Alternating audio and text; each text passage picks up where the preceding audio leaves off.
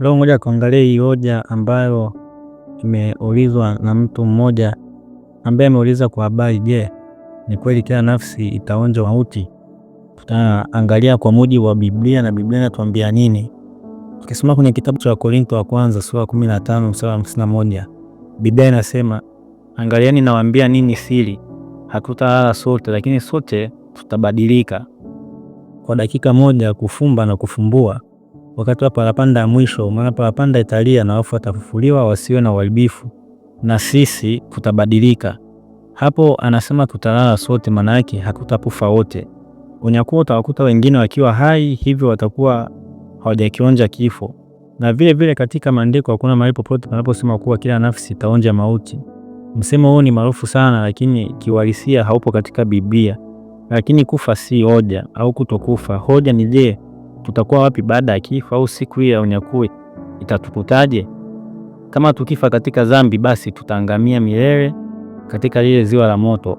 Lakini kama tukifa katika Kristo, tutadumu milele pamoja na Bwana. Vile kama tukiwa hai ndani ya Kristo mpaka unyakuo utakapofika, basi tutanyakuliwa na kwenda naye mawinguni.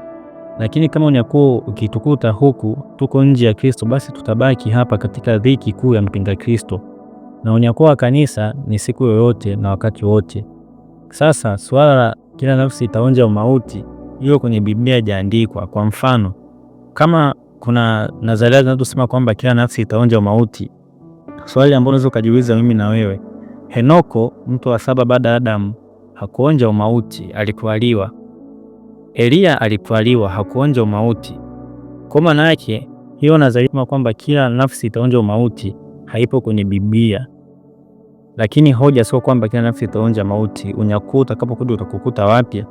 Kwa hiyo sio kila nafsi au kila mtu ataonja mauti. Kuna wengine unyakuo utawakuta wakiwa hai, watanyakuliwa, na wakisha nyakuliwa maana yake sio wamekufa. Biblia inatuambiaje? Kitabu cha Wathesalonike wa pili sura ya 2 mstari wa 16, mstari wa 15, wa 14, wa 13. Ukisoma hapo Biblia inatuambia vizuri na imetufafanulia vizuri kabisa. Biblia inatuambia kwamba lakini na Bwana mwenyewe atashuka kutoka mbinguni pamoja na mwaliko wa parapanda na sauti ya malaika mkuu. Wafu watafufuliwa kwanza, na kisha sisi tuliosalia tutanyakuliwa, tutabadilishwa, tutafanana nao. Kwa maana yake hapo nakuja kugundua kwamba kuna watu hawatakufa, watanyakuliwa, watabadilishwa. Wakisha kubadilishwa watafanana na nani? Watafanana na wale waliofufuliwa kwanza katika wafu. Kwa hiyo sio kila nafsi itaonja umauti, sio kila nafsi itaonja umauti.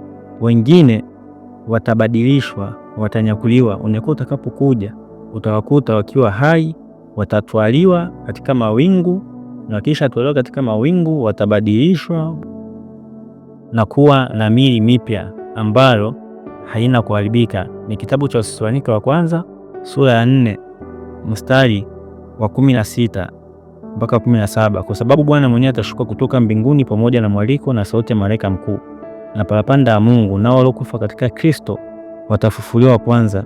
Kisha sisi tulio hai tuliosaliwa tutanyakuliwa pamoja nao katika mawingu, ili tumlaki Bwana hewani. Hivyo tutakuwa pamoja na Bwana milele. Hapa Biblia inasema sisi tutakaosalia siku ya unyakuo kwamba tutauliwa afu tufufuliwe. Hapana, waliokufa katika Kristo watafufuliwa kwanza, afu sisi tuliobaki unyakuo utakapotukuta tutanyakuliwa pamoja nao mawinguni, ili tumlaki Bwana. Tutakuwa naye wapi? Bwana milele. Kwa hiyo sasa sio kila nafsi itaonja mauti. Ndio maana Elia hakufa, Henoko hakufa. Kwa kama hii mantiki ingekuwa ni ya kibiblia, basi hao ilibidi wote wafe, lakini Henoko na Elia hawakufa. Kwa hiyo sio kila nafsi itaonja umauti. Kwa hiyo kuna wengine ambao hawatakutwa na mauti, wengine watanyakuliwa, wengine watabadilishwa, watafanana na hao waliofufuliwa katika Kristo, watamlaki Bwana mawinguni. Kwa hiyo wataishi na Bwana na sisi tutaishi na Bwana milele. Hiyo mantiki kibiblia haipo.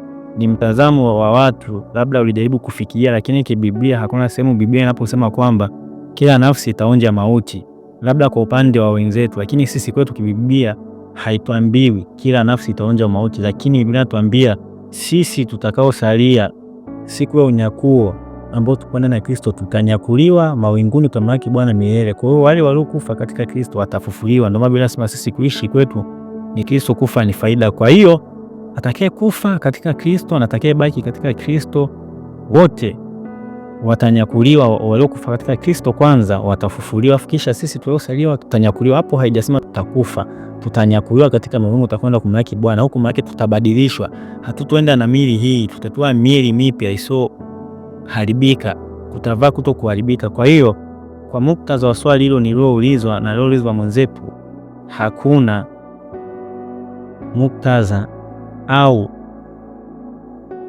sehemu yoyote kwenye Biblia ambayo inasema kwamba kila nafsi itauonja umauti, lakini Biblia inatuambia kwamba kufa katika Kristo ni faida.